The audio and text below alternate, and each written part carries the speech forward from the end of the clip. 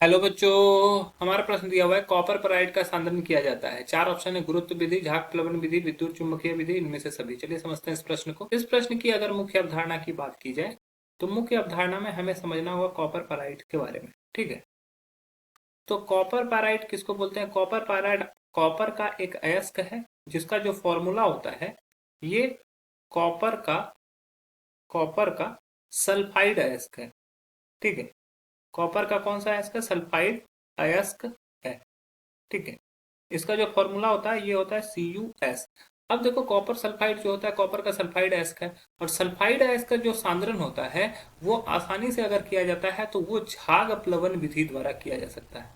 ठीक है, झाग प्लवन विधि, जिसमें क्या होता है कि एक झाग प्लवन विधि से इसका इस्तेमाल किया जाता है। इसमें होता क्या है कि एक कंटेनर रहता है बहुत बड़ा सा, जिसको हौद बोल सकते हो, और उसमें क्या होता है कि आधे से ज्यादा हम लोग जल भर लेते हैं। जल भरने के फलस्वरूप क्या करते हैं कि हम लोग उसमें अयस्क को मिलाते हैं जिसमें अशुद्धि रहती है। मतलब कि अशुद्ध अयस्क को यहाँ पे मिलाया जाता है, अशुद्ध अयस्क। और यह अशुद्ध अयस्क को किसमें डाला जाता है? जल में। और इसी जल में क्या करते हैं हम लोग? चीड़ का तेल मिला देते हैं।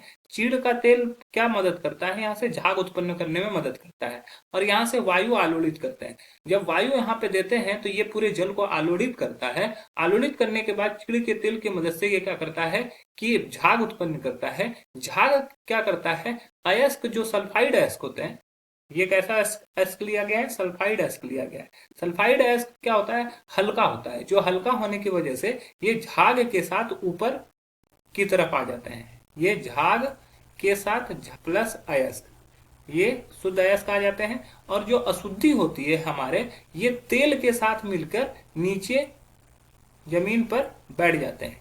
यहाँ पर तेल तथा अशुद्धि रहती है, जिससे क्या होता है कि हमारा अयस्क अलग हो जाता है और अशुद्धि अलग हो जाती है। तो यहाँ पर कॉपर पैराइड चूंकि सल्फाइड अयस्क है तो इसका सांद्रण किसके वजह से किया जाएगा? झाग प्लवन विधि द्वारा। अन्य ऑप्शन जो हो जाएगा वो गलत हो जाएगा। आशा है यह प्रश्न आपको समझ में आया होगा। धन्यवाद।